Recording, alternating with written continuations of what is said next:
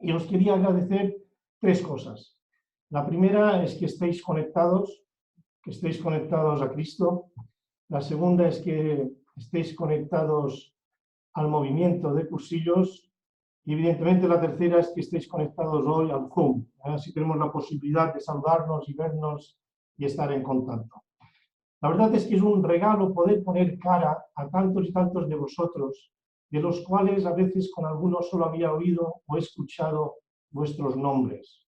Por tanto, es una inmensa alegría poderos ir conociendo domingo a domingo. Y otra inmensa alegría es reencontrarnos con tantos amigos de los que hemos vivido momentos muy intensos, muy interesantes en distintos eventos, tanto en Mallorca como fuera de Mallorca. Me encantaría nombraros a todos, pero ya sabéis que eso tiene un gran peligro, y es que siempre te dejas a alguien sin nombrar y luego lo lamentas. Así que, aunque no os nombre, noto vuestra amistad y espero que vosotros notéis mi amistad. Bueno, hoy estamos ante un tema sumamente importante, creo yo, para la vida, para nuestra vida en sí, y tremendamente esencial en lo que es la mentalidad del movimiento de cursillos. Como sabemos todos, en nuestro movimiento hay infinidad de normas y el motivo está justificado. Es para que todos podamos llegar a realizar un cursillo tal y como el Espíritu Santo inspiró a aquellos jóvenes mallorquines de hace tanto tiempo. Es decir, seguir un método que sea eficaz para que los nuevos amigos cursillistas que lo vivan lleguen a encontrarse consigo mismos, con Cristo y con los hermanos. No hay otra finalidad, sino que es algo que está estudiado, estructurado, rezado, sufrido y tantas veces mal entendido, porque siempre se cuestionaba este método, ya que era un método revolucionario. Siempre ha habido este malentendimiento, ¿verdad? Pues, como digo, el método produjo unas normas con el fin de conseguir, o de tratar de conseguir, que los cursillistas puedan experimentar que Dios en Cristo les ama. Concretando, las normas son necesarias. Por eso se redacta la guía del rector, se redacta el manual del dirigente, se hacen unos horarios en cuanto a los 3 días del cursillo, etcétera, etcétera. Todos sabemos que por una parte los dirigentes somos personas, evidentemente, no somos máquinas, ¿no? Y por otra parte, los nuevos cursillistas que asisten por primera vez a un cursillo, pues no sabemos exactamente cómo irán reaccionando a lo largo de estos 3 días. Pero es lógico que en cada cursillo sea diferente. Y es lógico porque las personas que asisten son diferentes. Tienen distintos puntos de vista, tienen distinto sentido común, etcétera, etcétera. Pero lo que debe ser igual, tenemos que ir siempre en la misma dirección cuando hablamos de la esencia, finalidad y la mentalidad. Vaya un equipo o vaya otro equipo, eso es lo de menos. Lo importante es todos ir en esta misma dirección. Y nos pasa exactamente lo mismo en la Utrella, en la escuela, o en nuestras reuniones de grupo. También existen unas normas, una programación, unas pautas. Pero, como sabéis, en cada situación, en cada lugar, puede surgir algún cambio. Y si estos cambios no se hacen con un acertado criterio, pueden distorsionar la finalidad de cada cosa. Bueno, vamos por el principio, que es el punto de partida, y el punto de partida es la norma. Pero no nos podemos quedar en este punto de partida, porque queremos llegar a lo que es el criterio. Por tanto, lo que es necesario es intentar indagar para llegar a saber de qué manera podemos actuar con un acertado criterio, que es lo que va a resolver los verdaderos problemas que nos vayamos encontrando cuando las normas no encajen. Por tanto, vamos a empezar explicando o diciendo qué es la norma.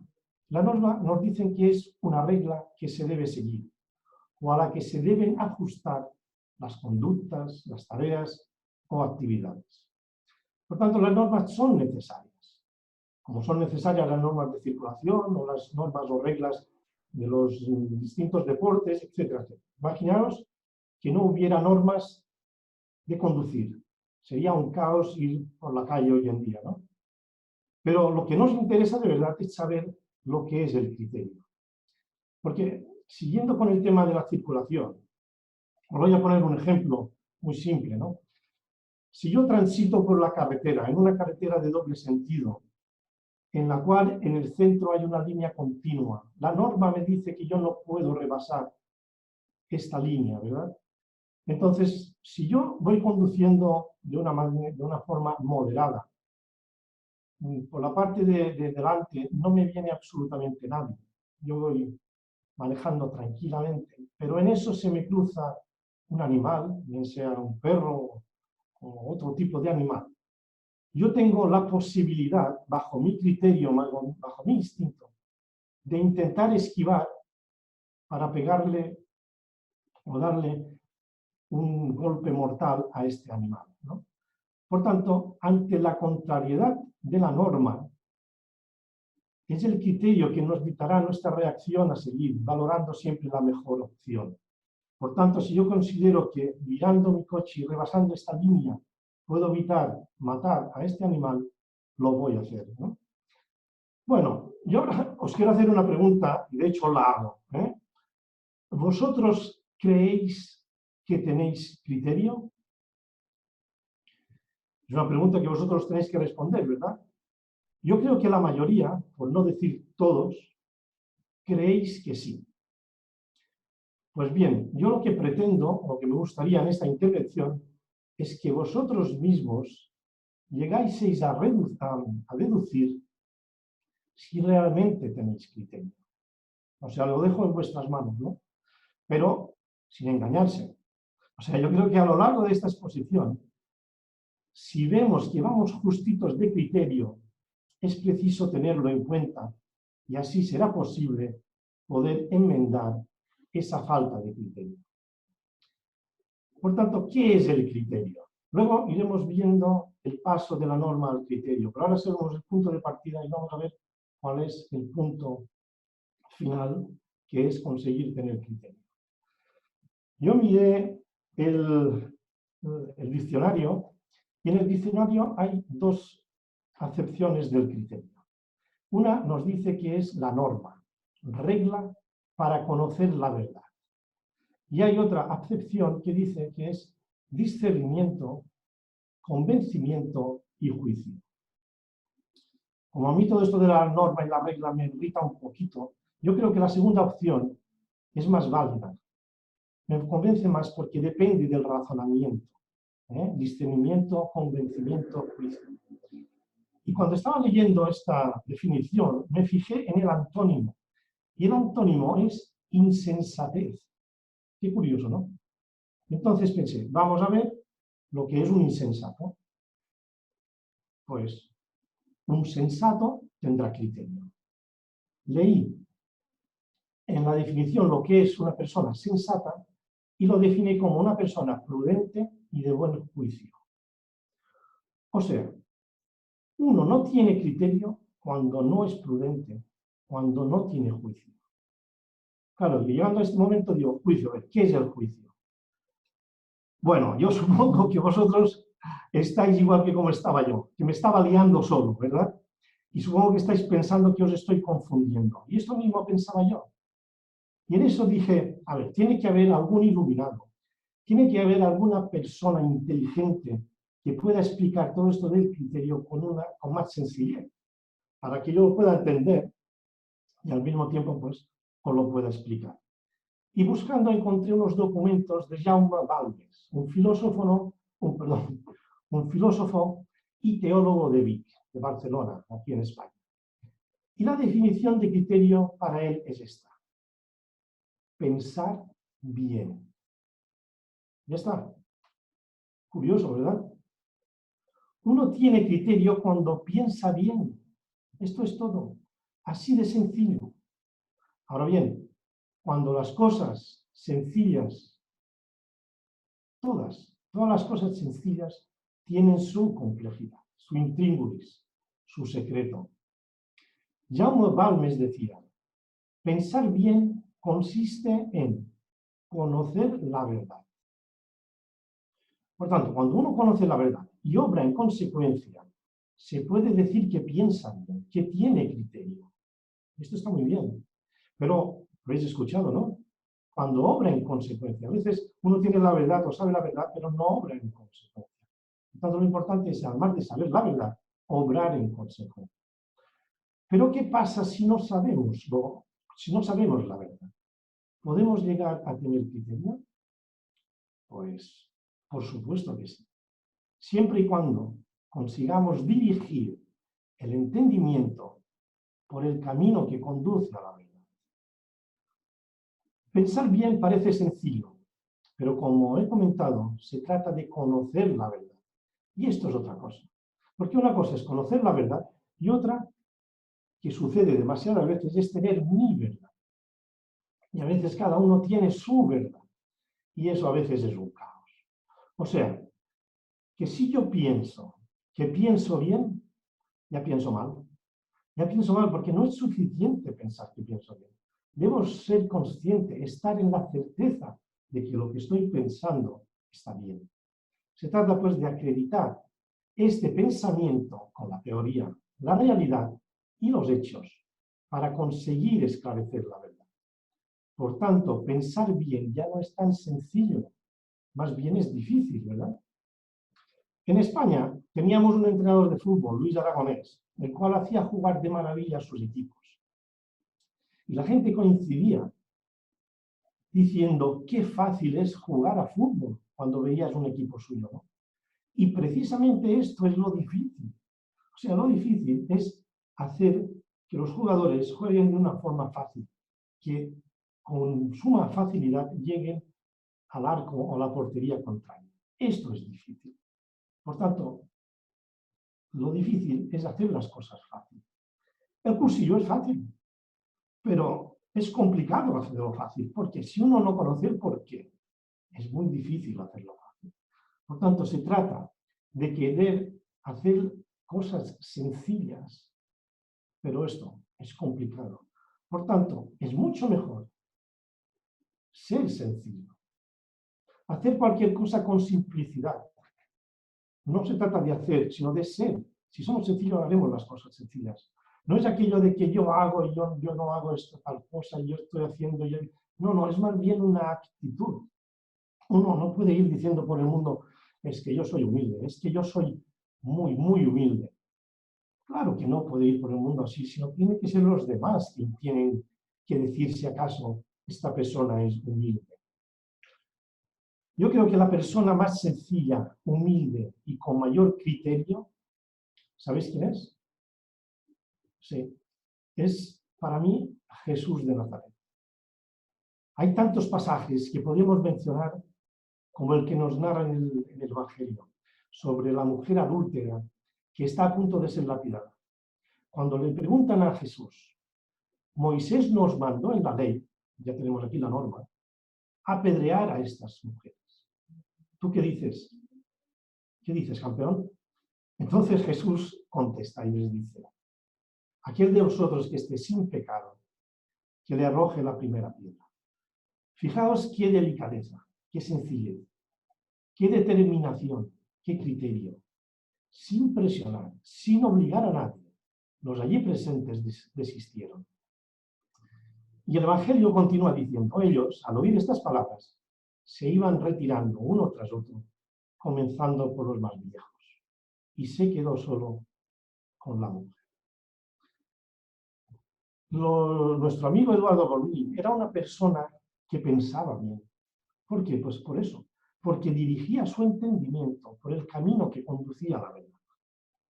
Lo que para los demás era complicado, él siempre encontraba la forma y el medio para simplificarlo, dando a entender con exquisita sencillez, tanto de palabra como de obras. Me acuerdo que un día Luis Reyes nos comentaba que le preguntó a Eduardo a ver cuál era la función del dirigente.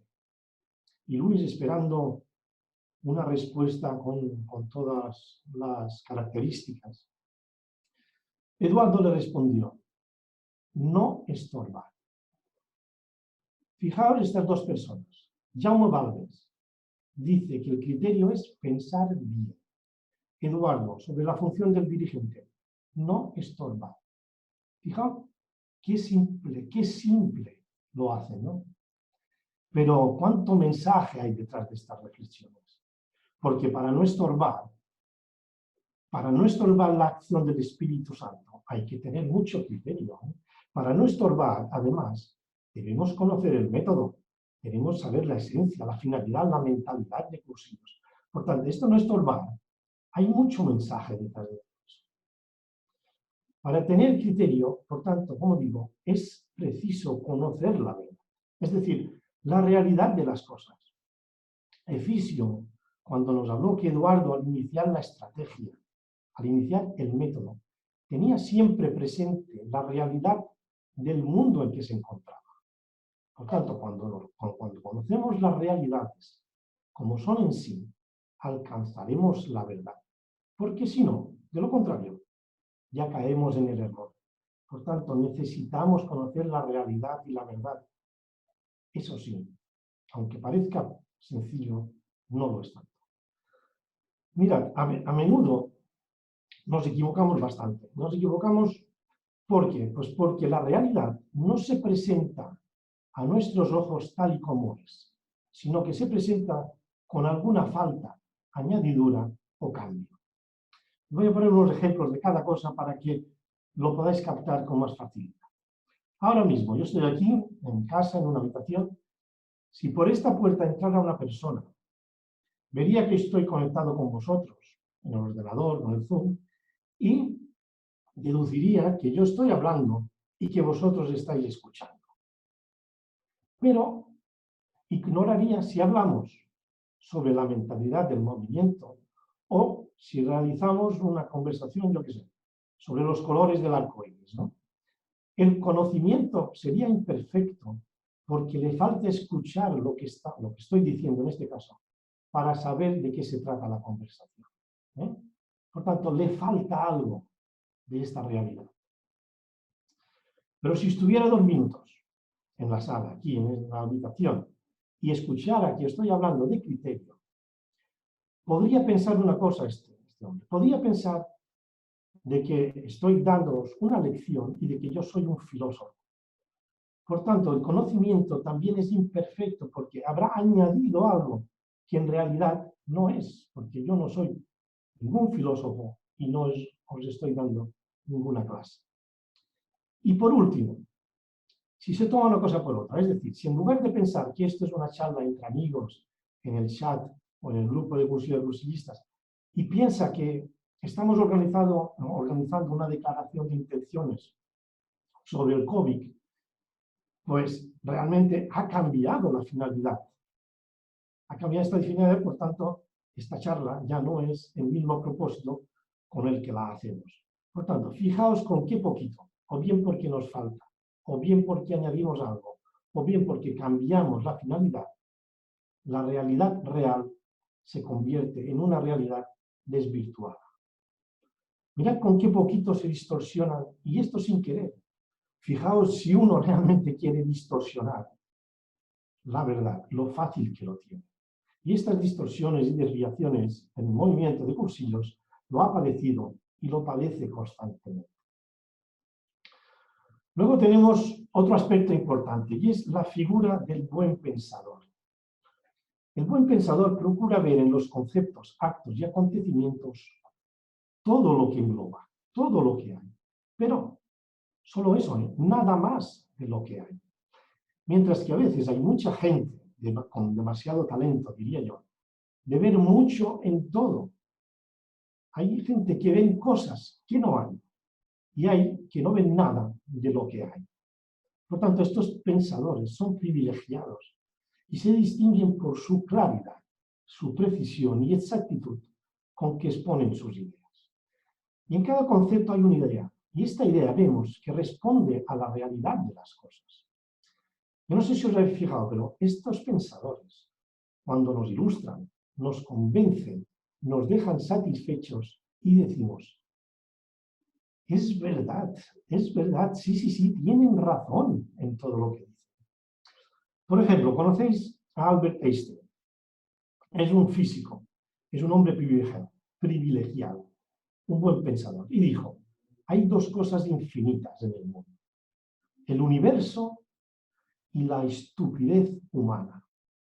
Y continúa diciendo, y del universo no estoy todo seguro. Imaginaos, ¿no?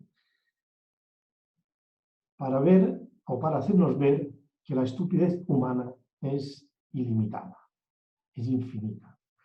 Mira, lo que hemos conocido a Eduardo, creo que coincidimos en que fue un elegido del Señor, que tenía una visión de la realidad y de la vida, así como un criterio perspicaz y lúcido. Un pensamiento de Eduardo, que está en el libro de Reflexiones 2, nos dice, la fe predicada presiona, la fe vivida impresiona. ¿No os da la impresión de que sí, de que es verdad, de que tiene razón? Qué bonito es ver cuando uno vive la fe. ¿No os impresiona?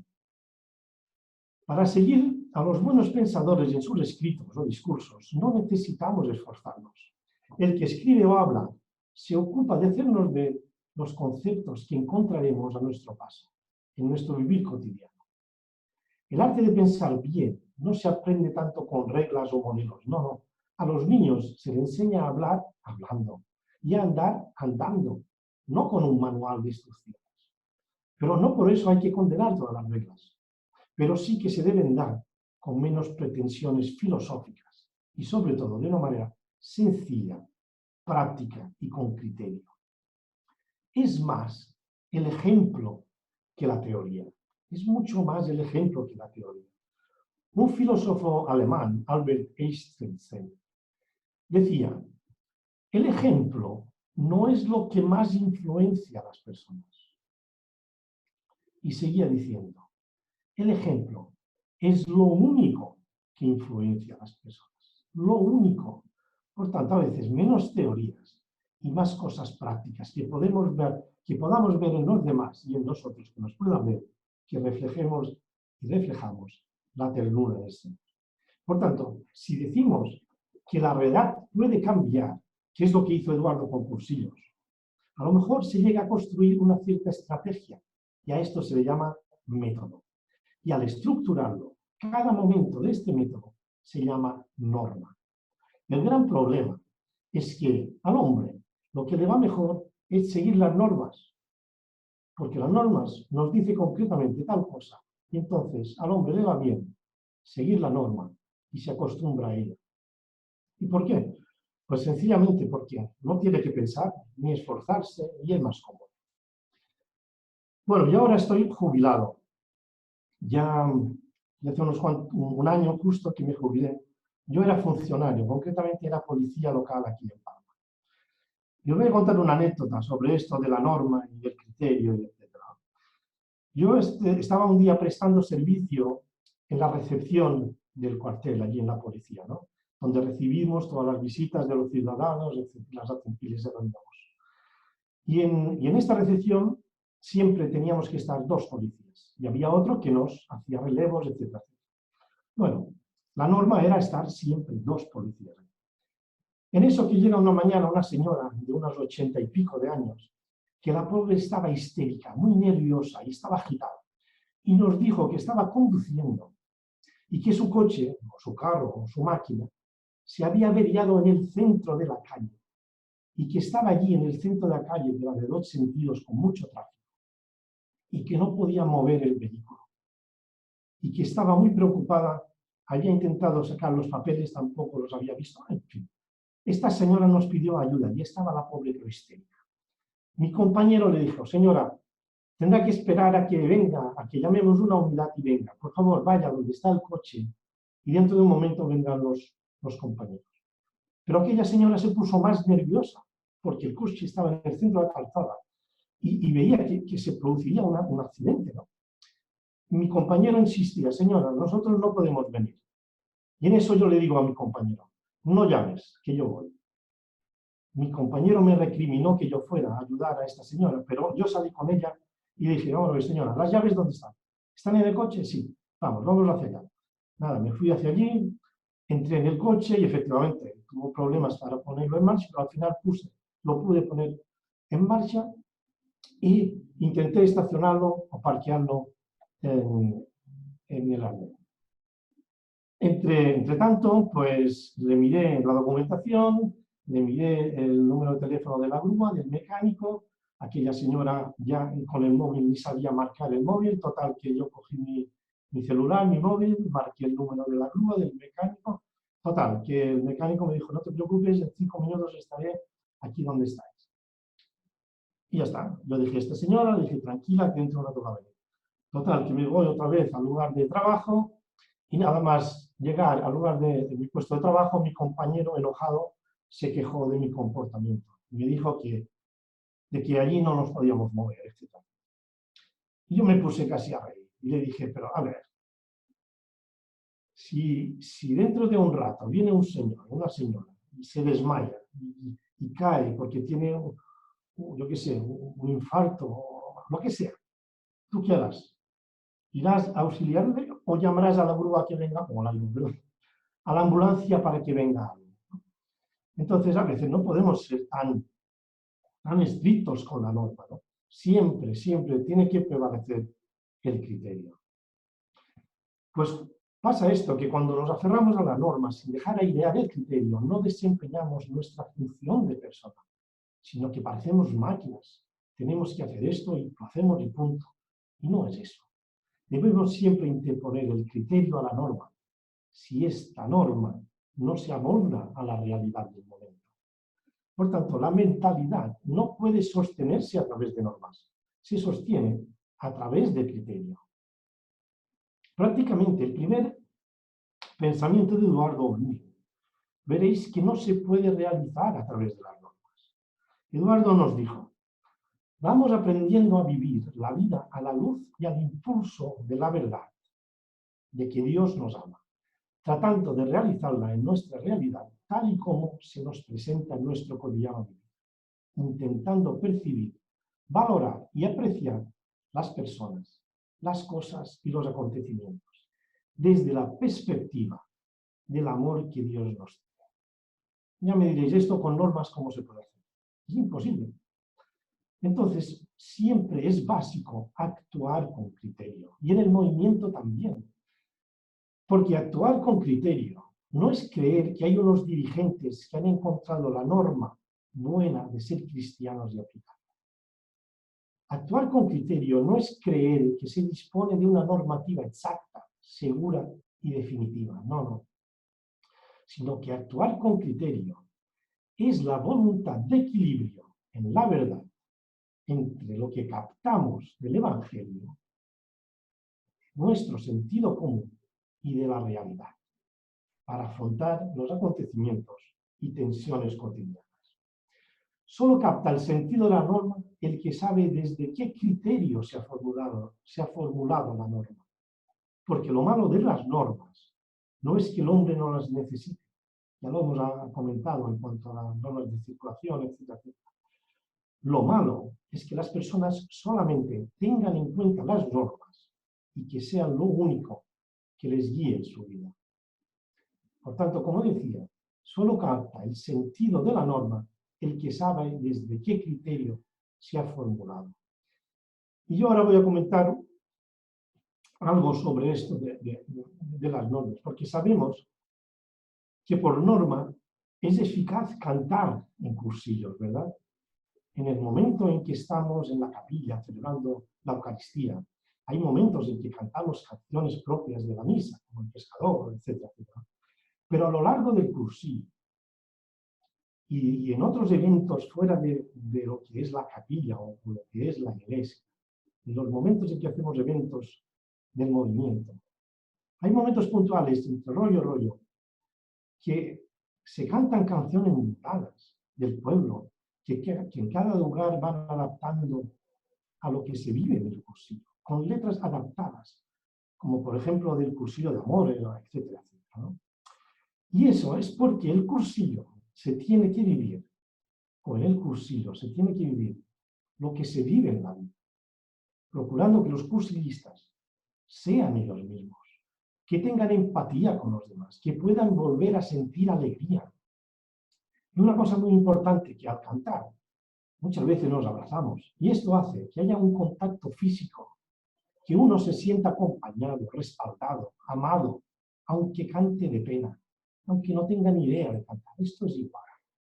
Es muy bonito cantar canciones como el himno de la alegría o del cursillo de amores, como decía antes, que hay una estrofa, supongo que recordaréis, que dice: por vivir de colores, amigo mío, yo bien quisiera que toda mi existencia cursillo fuera. Y eso que parece una letra simple, es algo impresionante, porque todos sabemos lo que cursillo significa. Y cuando decimos que toda mi existencia cursillo fuera, esto quiere decir que toda mi existencia yo sepa encarnar en mi realidad humana los criterios de Cristo. Esto es. Y estas canciones mundanas, estas canciones son chocantes. Y cantar estas canciones, que los cursillistas sepan, les despertará del hastío y del ostracismo. Lo que no es adecuado es que fuera de la capilla se canten canciones pías, porque ni es el momento, ni porque esto, y porque esto seguramente, en lugar de ser chocante, lo que hará será producir un choque frontal. Por tanto, ya no será lo mismo. Y por eso, en eso de cantar, a veces también se ha distorsionado tanto, que yo a veces no entiendo, pero bueno, somos tolerantes, pero lo que es importante es saber desde dónde parte esto de cantar. Mira, os voy a poner dos ejemplos. En la visita que hizo el Papa Benedicto XVI a España, cuando iba con el Papa móvil aquel recorriendo las calles, en distintos lugares había escenarios donde había distintos movimientos haciendo cosas. Cuando pasaron por el grupo de los movimientos de cursillos de cristiandad, había un grupo de jóvenes músicos cursillistas cantando, con guitarras y baterías y todo eso. Bueno, esto puede estar bien, pero la verdad es que yo me pregunto, ¿esto representa cursillos? Yo creo que no. En la Estrella Mundial de Fátima, y os aprecio mucho Fausto y Mario, no os enfadéis, pero es algo bueno, que ha venido bien a comentar ahora. En el 2017, en la jornada donde se habló de Eduardo y Sebastián Gallá, había un presentador portugués, ya mayorcito, y entre intervención e intervención cogía el micro y cantaba unas canciones. Él solo. Casi nadie lo escuchaba. Y al cabo de un poco también salió un coro de jóvenes cantando. Pero la frialdad era tal que para mí no tenía sentido. O al menos el sentido de la alegría de cantar todas canciones que conocíamos no se veía reflejado. ¿Os imagináis por un momento cantar toda la sala alguna canción cursilista que conociéramos todos, podernos levantar y podernos abrazar a los que tenemos al lado, bien sea un cursilista de Panamá o de Corea o de Irlanda? Esto hubiera hecho que el ambiente de la sala hubiera sido de total alegría. Por tanto, hay que saber desde qué criterio sabe cuando estamos hablando de cantar. Pero todo el mundo, como digo, estaba sentado oyendo las canciones o hablando con el que estaba al lado. Y el ambiente continuando siendo fluido. Otro aspecto para mí importante es actuar con el equilibrio de la verdad. Porque una cosa es eso, actuar con el equilibrio de la verdad, y otra es creerse depositario de la verdad. Mira, yo hasta ahora, todo lo que he hecho, salvo dos anécdotas, ha sido copiar y pegar. Es decir, yo no me siento depositario de ninguna verdad. No soy ni maestro, ni soy un maestro que os da indicaciones. ¿Qué va? Simplemente he recopilado pensamientos de otras personas que encuentro que van en la línea del tema que nos ocupa. Pero no soy ningún maestro. Más bien soy testigo de que la realidad es tal y como estos pensadores nos comunican. Por tanto, como os decía, se trata de actuar con el equilibrio en la verdad y no creerse depositario de la verdad. Pero bueno, estos que se creen depositarios de la verdad, el Evangelio pronto les desinstala de la presión del que cree saber. Mira, el Evangelio de hace unos 15 días nos decía: curen a los leprosos y demás enfermos, resuciten a los muertos y expulsen a los demonios. Gratuitamente han recibido este poder, pues ejérzanlo gratuitamente. Claro, nuestra misión a lo mejor no es físicamente curar a leprosos o resucitar a muertos, ¿no? Pero sí que podemos, con nuestros dones, mejor dicho, sí que podemos resucitar, no físicamente, pero sí anímicamente, a mucha gente, ¿no? Y vemos en un cursillo resucitar a muchos vivos que parecían que estaban muertos. ¿Pero qué significan estas palabras? Estas palabras significan: no hagan negocio con estos dones que Dios nos da. Y en según qué lugares, hay en cursillos, es un negocio. Nada tiene que ver con dar gratuitamente los dones que Dios nos da. Y a veces uno dice, bueno, es que es un tema de cultura, es un tema... Yo creo que no es un tema de cultura, sino que en la práctica se trata de hacer lo que nos dice el Evangelio. Y el Evangelio va dirigido a todas las culturas, porque en el fondo las personas tienen los mismos miedos y las mismas aspiraciones. En el fondo somos iguales. Mirad, muchos están haciendo lo que el rector, dirigente o sacerdote les dice, sin saber a veces muy bien el porqué. Y cada uno tiene que ser el mismo. Ser yo es ser libre.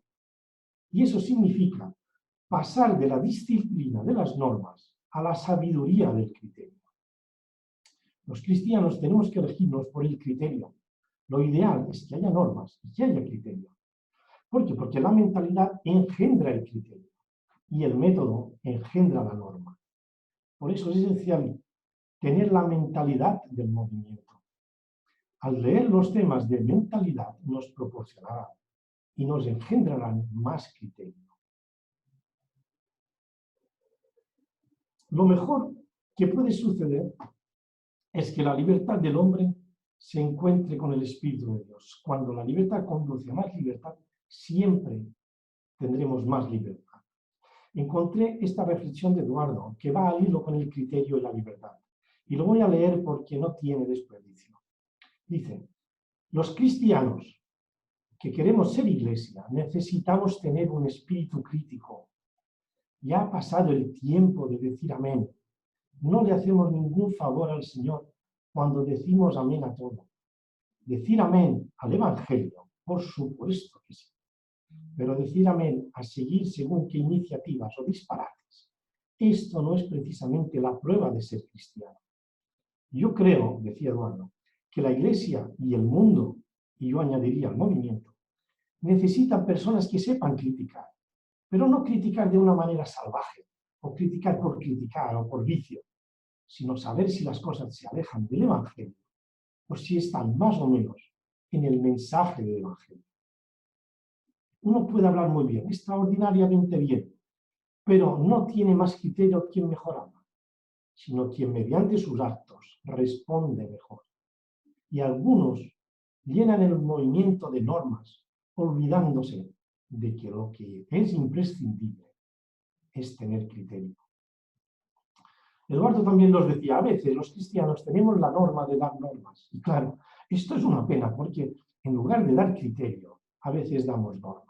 Y somos tan normales dando normas que hemos tomado la normalidad de las normas y cumplimos las normas con suma normalidad. Está clarísimo, ¿no? Por tanto, continúa Eduardo diciendo, se trata de cumplir el criterio. Es el criterio cristiano que tiene que circular por el mundo, con simplicidad, porque tenemos la motivación de mostrar a los demás que la cosa es simple, que no es complicada. El cristianismo no es fácil, pero es simple. No es inmediato, pero es posible. Esto lo hemos de saber para tener criterio cristiano, no el criterio de lo inmediato para que todo se haga ya. A Cristo no le hemos de decir esto lo quiero ya. Tenemos que decirnos el ya a nosotros. Se trata de dejar de hacer el tonto ya. porque Cristo puede aterrizar y hay que tener fe, esperanza y caridad, porque si no, no somos cristianos. Nuestro amigo también Tomeo Barrón, en el librito de la apuesta de la fe, nos comenta: ser hombre de criterio original y firme otorga una especial calidad humana que inspira confianza. Todas las virtudes son necesarias para que, llegado el caso, un hombre pueda defenderse con éxito de las insinuaciones corruptas que dimanan del ejercicio del poder. Por tanto, el paso de la norma al criterio se produce si estamos atentos. Es así de fácil, estando atentos. No se trata de ver, sino de mirar. No se trata de oír, sino de escuchar. No se trata de tocar, sino de sentir. Mira, no hay lectura, ni conversación, ni espectáculo o rollo, por insignificante que parezca como este, que no nos pueda instruir en algo. Porque con la atención notamos las maravillas y las recogemos, mientras que con la distracción dejamos, quizá, desperdiciar emociones. Otro aspecto necesario es cultivar el criterio. Es la necesidad de conocer si al realizar una acción u otra es eficaz. Mirad, un día había en un lugar un letrero luminoso muy grande donde ponía reparaciones Rodo. Lo reparamos todo. Reparaciones Rodo, lo reparamos todo. En esto que uno se acerca y cuando va a pulsar el timbre hay un cartelito escrito a mano que pone: hagan el favor de tocar a la puerta, el timbre no funciona. O sea, ya os podéis imaginar, ¿no? Si este hombre lo repara todo y tiene su timbre estropeado, menuda publicidad se está haciendo. Yo diría que antes que reparar el timbre, sería más eficaz reparar al mismo Rodo, porque lo que es cierto es que tiene poco criterio. Por otra parte, hay una pregunta que deberíamos, creo yo, tener todos en nuestro ADN para ayudarnos a fortalecer nuestro criterio. Y es el famoso ¿por qué? El porqué de los niños, ¿os acordáis? ¿Y por qué? ¿Y por qué? Pues ese por qué. Y yo a veces me pregunto lo mismo. ¿Por qué a veces dejo de preguntarme el porqué de las cosas? Cuando tengo la respuesta al porqué, el criterio es efectivo. Y si hallamos el porqué, el cómo nos saldrá por inercia. Otra reflexión de Eduardo, ya termino porque se hace tarde. Mira, Eduardo nos decía que muchos de los dirigentes están muy cómodos calentando sillas y han perdido la capacidad de asombro. Nos encanta vivir dentro de un conjunto de normas y reglas que nos dan seguridad. De esta forma nos estructuramos, perdemos la capacidad de riesgo, nos confiamos a nuestras propias fuerzas, las reglas acaban con el criterio y podemos dedicarnos a criticar a nuestros hermanos, olvidándonos lo que Jesucristo puede realizar en el interior de cada hombre. Quien solo, esto es el pensamiento que decía Eduardo, ¿verdad? Quien solo ejerce de líder lleva a las personas a donde él quiere. Mira, muchos dirigentes que se creen líderes no saben por qué deben servir. Aún no se han dado cuenta de que la función del dirigente es servir a los demás. Hay muchos que confunden o se confunden y en lugar de promover líderes, promueven seguidores, imitadores y servidores. En lugar de servir a los demás, quieren que los demás les sirvan a ellos. Y lo que es una pena es que estos dirigentes se crean tener criterio. Esto aún es peor. Bueno, amigos, perdonad la pesadez del rollo, ya llevo unos 40 y pico minutos, o sea que creo que ya hay suficiente. Vosotros sabéis que la norma, ya lo ha dicho Matías, la intervención o el rollo es de 1 hora, pero perdonad, bajo mi criterio creo oportuno que sean estos 45 minutos, ¿no? Más que nada para que no os acabéis de dormir y así podemos tener más tiempo para hablar en los grupos y si terminamos antes, mucho mejor y podremos disfrutar de la familia, que hoy es domingo y como domingo es un día para disfrutar también de la familia. Así pues, amigos, amigas de colores.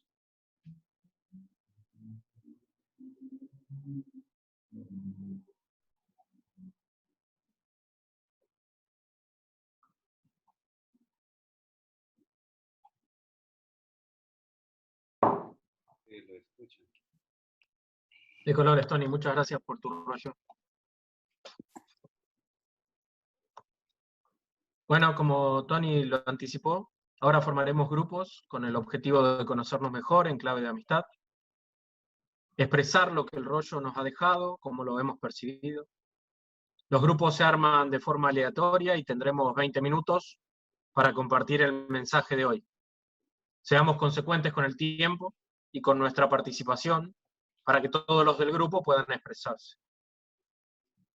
Si dentro de los grupos quedan hermanos bilingües de habla italiana o portuguesa y español, manifiéstense para saber si hay alguien en el grupo que necesite traducción para ayudarlos a comprender todo. Tengan la caridad para que puedan ser partícipes de nuestra reunión. Carlos.